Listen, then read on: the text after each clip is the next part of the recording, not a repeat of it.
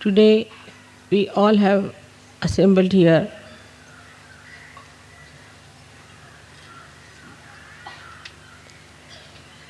to pay our respect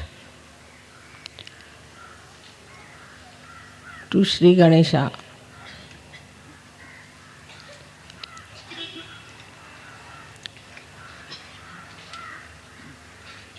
Ganapatipule has a special significance.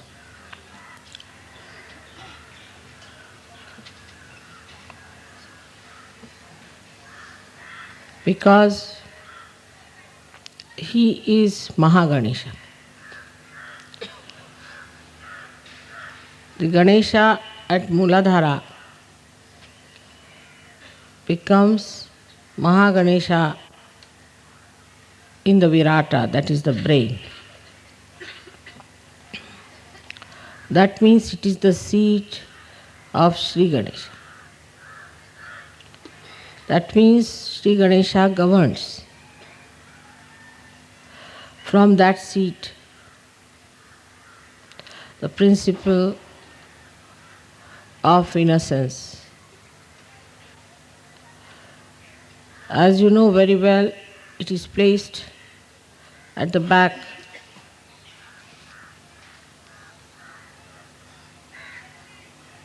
in the region of optic thalamus, optic lobe as they call it.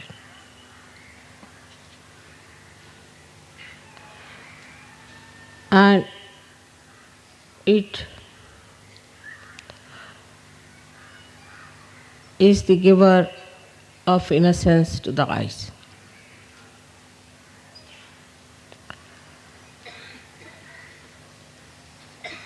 When he incarnated as Christ, which is in here in the front, at Agya,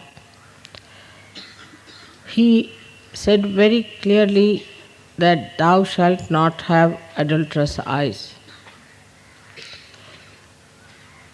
It's a very subtle saying, which people don't understand. What is the meaning of the word adulterous? Adultery means impurity, in a general word. Any impurity in the eye thou shalt not have. It's very difficult. Instead of saying that you get your realization and clear your back agya, he has said it in a very short form, thou shalt not have adulterous eyes. And people thought it's an impossible situation. Because he was not allowed to live long. Actually, his public life is limited to 3.5 years only. So whatever he says has a very great significance. That your eyes should not be adulterous. When there is innocence, there is no adultery. It means there is no impurity. For example, with our eyes, we see something and we want to possess it. We start thinking. The thought starts like a chain, one after another, and then we get into the web of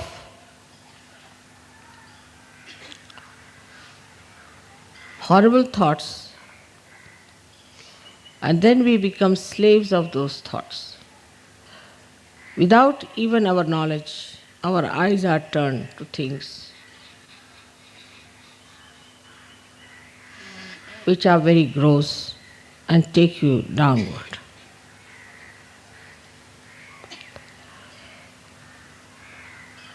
As Sri Krishna has said that the tree of awareness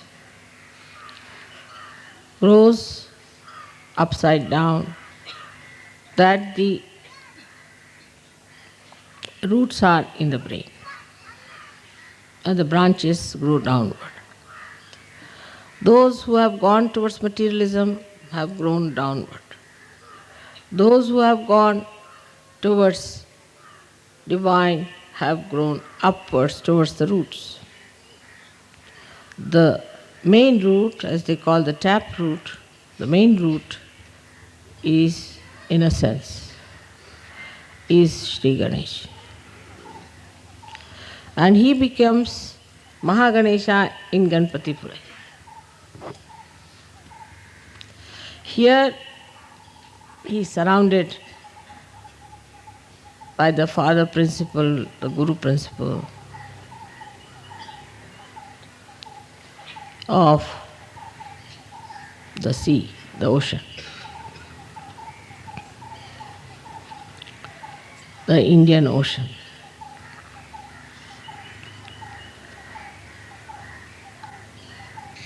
That is, here he becomes the guru. When a Sahajyogi establishes his Shri Ganesha principle, he is still a child.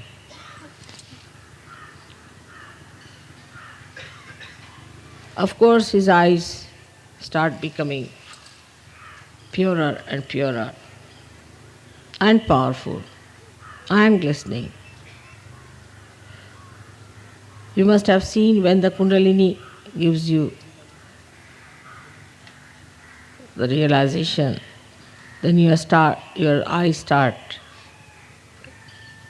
gleaming, like a spark is there in the eye. You can make out a spark. With ego, it gets covered.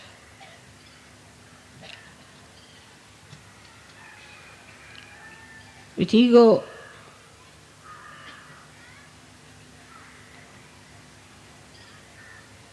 it blinds. With superego, it is covered with tears. But when they are clear, you see the beauty of the eyes.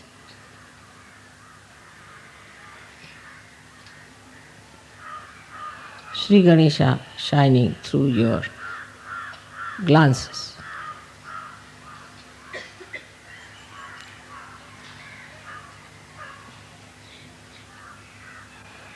The attention now starts flowing through the window of Shri Ganesha's temple.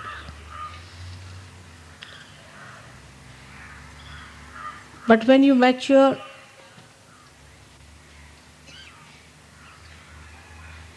you become Mahaganesha.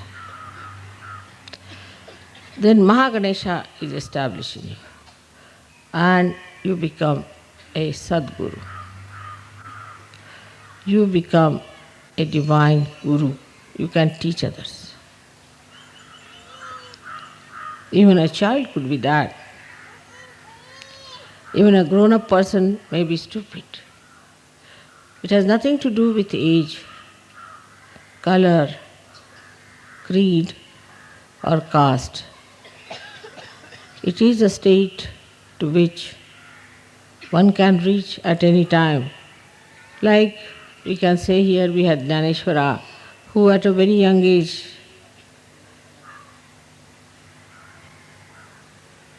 composed the great Gyaneshwari.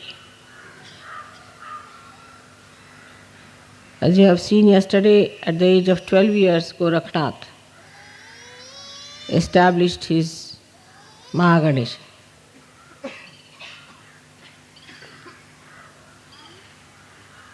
But if you do not try to ascend, then you will remain at the same stage even when you grow old. So maturity is the indication. Here, as we see in Ganapatipule, Shri Ganesha is in its complete matured form.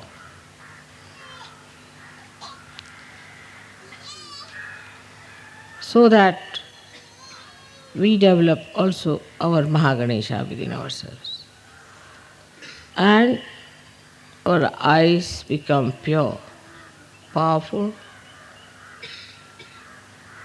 and divine.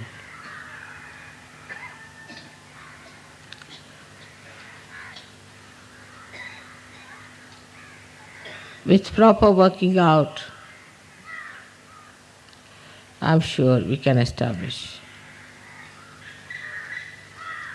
that state within ourselves.